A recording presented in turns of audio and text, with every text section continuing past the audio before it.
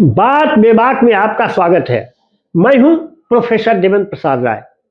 आज मैं आपसे महान सत्याग्रह पर बात करने वाला हूं। अब कहेंगे महान सत्याग्रह क्या है, बहुत कम लोग जानते होंगे। 20 मार्च 1927 को डॉक्टर बी आर अम्बेडकर के नेतृत्व में हजारों दलित एक टैंक में, जिसका पानी आम लोग पीते थे लेकिन दलित नहीं उसका पानी पी सकते थे, उसमें जाकर उसका पानी पिया। यह घटना करीब नमक सत्याग्रह से 3 वर्ष पहले हुई। नमक सत्याग्रह 1930 में हुआ था, गांधी जी ने जो नमक आंदोलन किया था, और यह घटना 1927 की है। उसका सेंटेनरी ईयर आ गया है, तो बहुत जोश खरोश से फिर मनाया जा रहा है उसको। वहां दलितों के साथ बहुत अत्याचार होते थे, पूरे हिंदुस्तान में होते थे। महाराष्ट्र में कुछ ज्यादा ही थे, महाराष्ट्र और उत्तर प्रदेश में कुछ ज्यादा ही होते थे।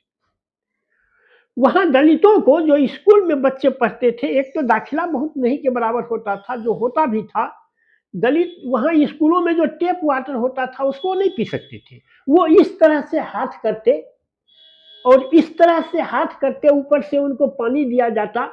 उसी तरह वो चुल्लू में केवल पानी पी सकते थे, किसी बर्तन में भी पानी नहीं पी सकते थे। अंबेडकर को भी यह झेलना पड़ा था। तो इसलिए अंबेडकर जब इंग्लैंड से पढ़ के आए, वहां उन्होंने देखा कि कितने जगह डेमोक्रेटिक मूवमेंट चल रहे हैं, कितने जगह सोशलिस्ट मूवमेंट चल रहे हैं, कितने जगह जनता के अधिकार की लड़ाई लड़ी जा रही है। उससे वह वाकिफ हुए, दुनिया के कानूनों से वह वाकिफ हुए, तो हिंदुस्तान आकर दलितों का नेतृत्व किया और उसको लेकर गए। देखिए, इसके पहले भी ज्योतिबा फूले के नेतृत्व में, ज्योतिबा फूले ने बिगुल फूका था दलित के उत्थान के लिए, लेकिन वह एक समाज सुधारक भी थे। शिक्षा का उन्होंने बहुत, उनकी पत्नी जो सावित्रीबाई फूले ने लड़कियों के लिए एक स्कूल खोला था। यह पहला लड़कियों के लिए स्कूल था।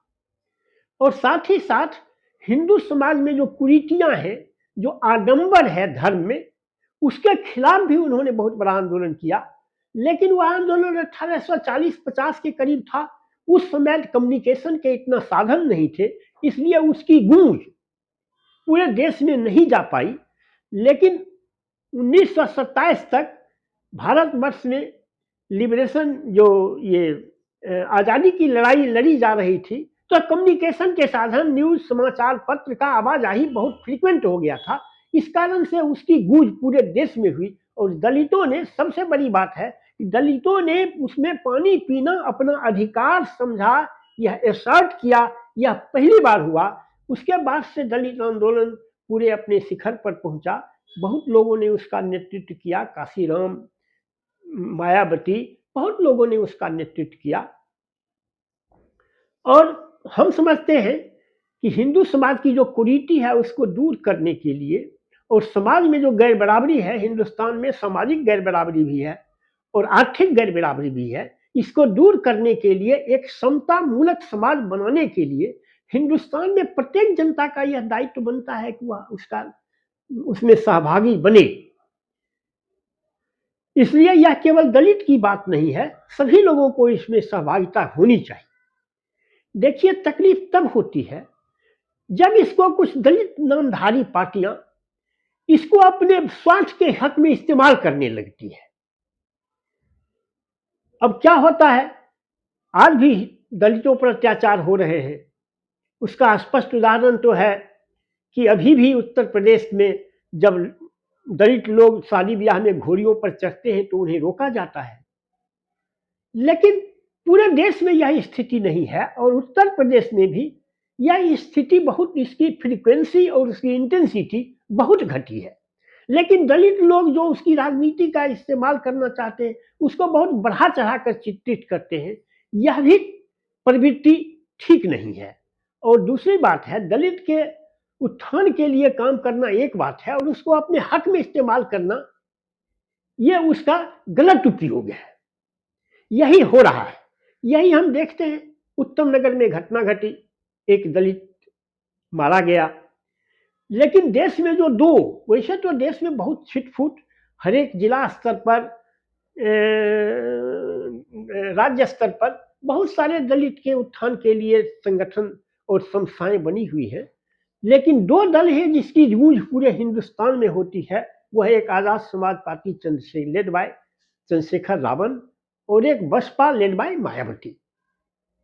उन लोगों ने भी वो जो तरुण भुटोलिया जो एक दलित लड़का था उसकी हत्या पर कोई आंदोलन खड़ा नहीं किया, क्योंकि उनके दृष्टि में वोट था कि इससे मुस्लिम वोट बिगड़ जाएगा। उनकी दृष्टि दलित के उत्थान पर नहीं है, उनकी दृष्टि वोट बैंक पर है। यह उतना ही खतरनाक है जितना दलितों के प्रति अत्याचार खतरनाक है। मैं उसको दोनों को एक ही श्रेणी में रखता हूं। इसलिए इस प्रवृत्ति से दूर होना चाहिए। दलितों के उत्थान के लिए पूरे देश के जनता को सजग होना चाहिए। न केवल दलित बल्कि समाज का हर सेक्शन जो समाज में गैर बराबरी को खत्म करना चाहता है उसको इस दिशा में आना चाहिए। और इस दिशा में महाद का जो सत्याग्रह है यह एक लैंडमार्क है और यह एक टॉर्च बियरर है इस सिविलाइजेशन का। बस आज की वीडियो में इतना ही। Thank you very much.